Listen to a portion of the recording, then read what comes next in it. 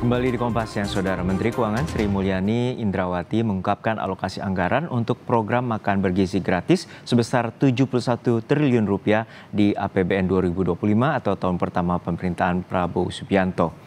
Sri Mulyani mengatakan pihaknya sudah berkomunikasi dengan Presiden terpilih Prabowo Subianto dan tim transisi untuk memberikan kejelasan tentang program makanan bergizi gratis dapat dimasukkan ke dalam APBN 2025. Sri Mulyani menyatakan angka 71 triliun rupiah sudah masuk dalam range postur defisit APBN di kisaran 2,29% hingga 2,82%.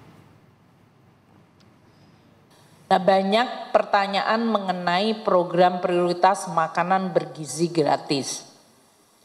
Kami telah berkomunikasi dengan Presiden terpilih Bapak Prabowo dan timnya, dan ini untuk memberikan clarity mengenai bagaimana makanan bergizi gratis akan fit di dalam RAPBN 2025.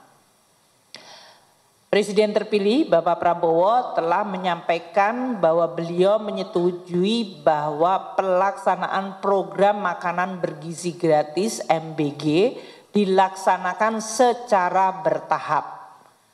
Dan untuk tahun pertama pemerintahan beliau, tahun 2025 telah disepakati alokasi sekitar 71 triliun di dalam RAPBN 2025.